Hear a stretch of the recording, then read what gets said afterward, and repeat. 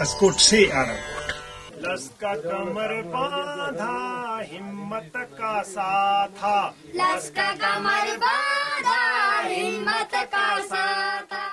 अस्कोट आराकोट अभियान जारी रहेगा, जारी रहेगा, जारी रहेगा।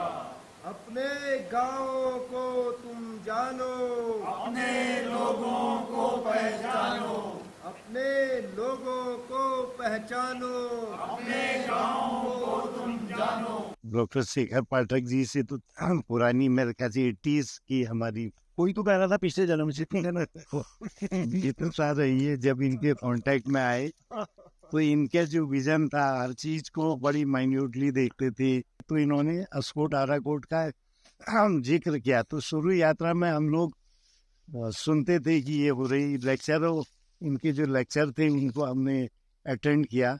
लेकिन जाने का शायद बात की 1-2 यात्राओं में मैं शामिल हुआ।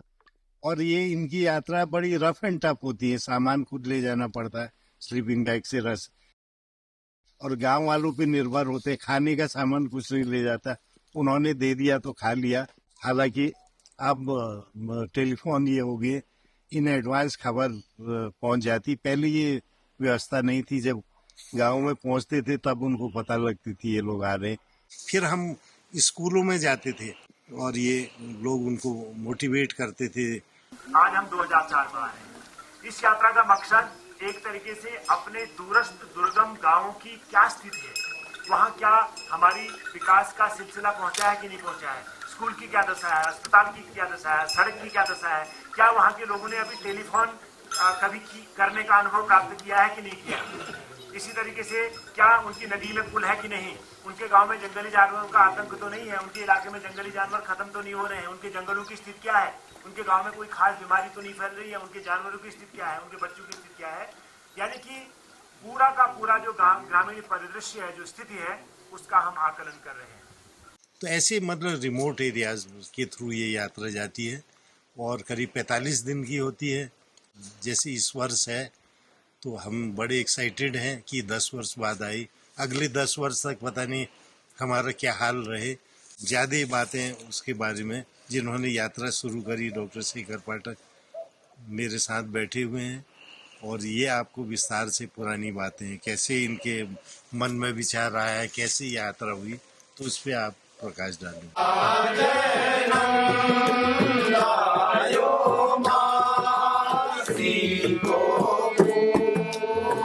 असली में लंबी कहानी है। हम लोगों की जो पढ़ाई लिखाई है वो सिस्टमेटिक नहीं हो पाई, बहुत सारे कारण रहे उसके। जैसे हर पहाड़ी बच्चे के होते हैं। जब हम अल्मोड़ा में पढ़ते थे एमए में, तो 73 में हमने पहली बार कोई यात्रा की। हमारे चाचा वहाँ सब डिप्टी इंस्पेक्टर ऑफ स्कूल्स थे। उन्होंने कहा आ जाओ पिंडारी, आ जाओ, मैं करा दूंगा तुम्हारी यात्रा। तो शमशेर बिस्ट मेरे अल्मोड़े के दोस्त थे, ये जय मित्र के पिता, और हम पिंडारी की यात्रा में गए। और मैं लिखता तो था ही उस समय, दिनमान धर्मयुग में छपने लगा था और उसी पैसे से मेरी पढ़ाई चल रही थी। तो मैंने शक्ति अल्मोड़ा में एक अखबार है जो 100 साल पूरे किए, जिसने 1918 में वो छपा था और 2018 में उसके 100 साल पूरे हो गए।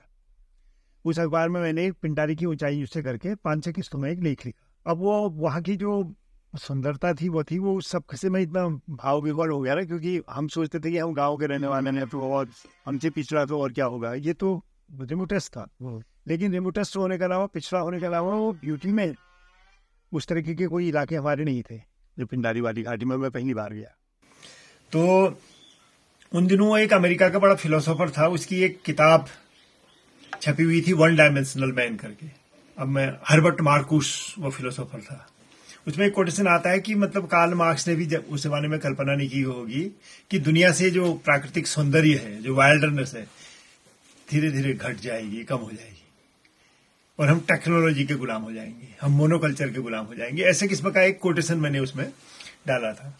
तो उन्हीं दिनों हमारे जो सोशल वर्कर, बड़े मशहूर सोशल वर्कर रहे सुंदरलाल बहुगुणा, वो उत्तराखंड में 120 दिन की यात्रा में निकले हुए थे। तो उन्होंने वो पढ़ा तो उन्होंने कहा ये कौन है, ये नटखट बच्चा कौन होगा जो हर्बर्ट मार्कुस को कोट कर रहा है। और उन्होंने भी हर्बर्ट मार्कुस पढ़ा नहीं था, सुना था उसके बारे में।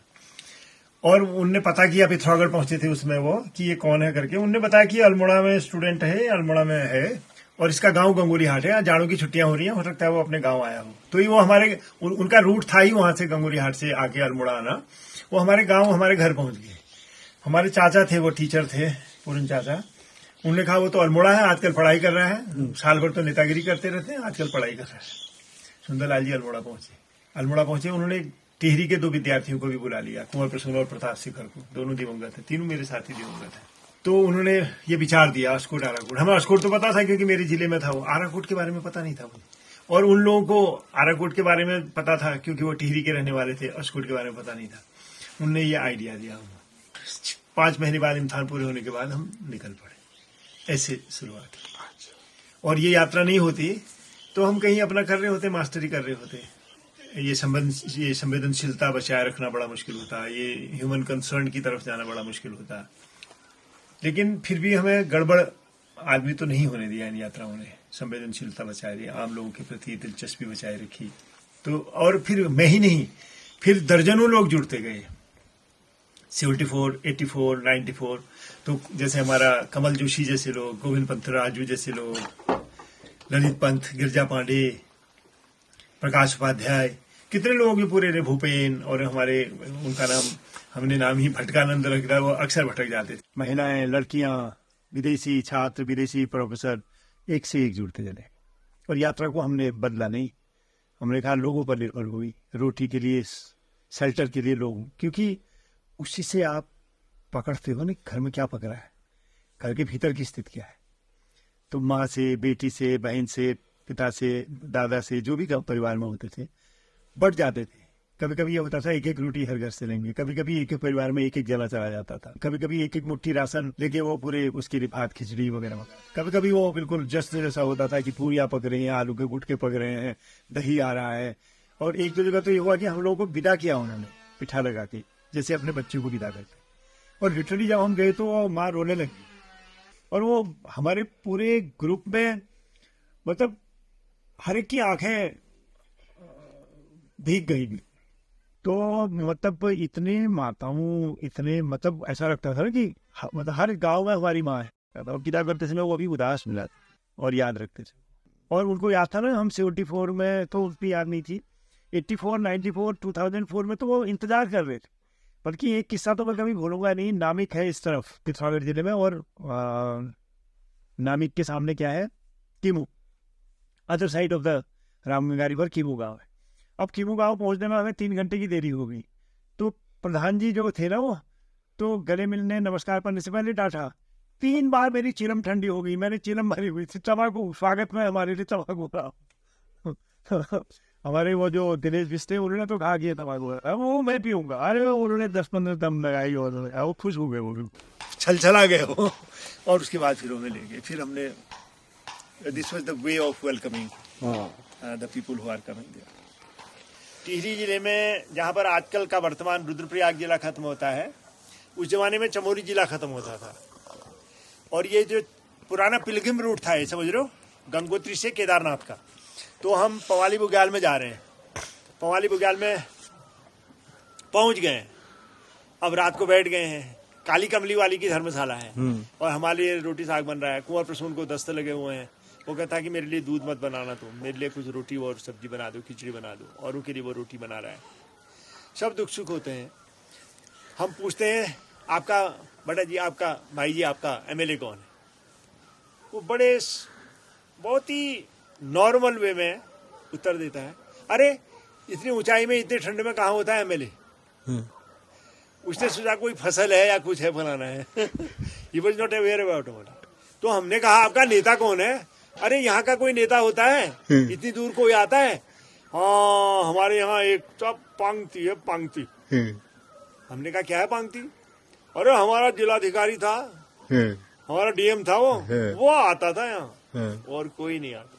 तो बाद में जब एक्सप्लोर किया तो पता चला कि कभी कोई वोट मांगने गया ही नहीं वहां। और फिर ये पता चला कि डिप्टी कलेक्टर जो SS पांगती थे, अभी भी जीवित है, देहरादून में है, वह ऐसा डिप्टी कलेक्टर था जो हर जगह जाता था। और वो पवाली काठा होते हुए गया होगा, तो वहां मिला।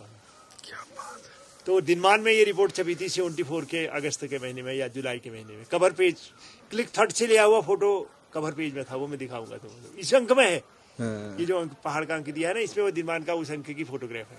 और ये 74 की बात है। 74 वो पहली यात्रा थी। और दिल्ली में गए, उसमें तो दिल्ली में टेलीविजन दिल्ली में शुरू हो गया था, दूरदर्शन, उसने फिल्म बनाई हम पर। अच्छा। 25 या 22 मिनट की, पता नहीं कहाँ होगी वो फिल्म। कि बहता पानी तो रुक भी सकता है, लेकिन मन नहीं रुकता है। बस ये इसका आधार सूत्र है। बांसुली को बना भागीली,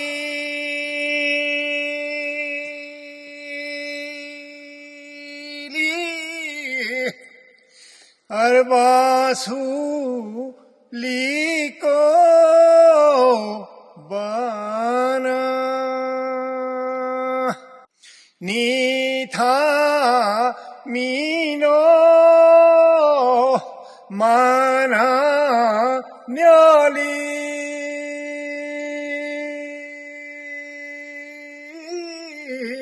नी था मीनो माना। हरे हर बोल कहाँ है?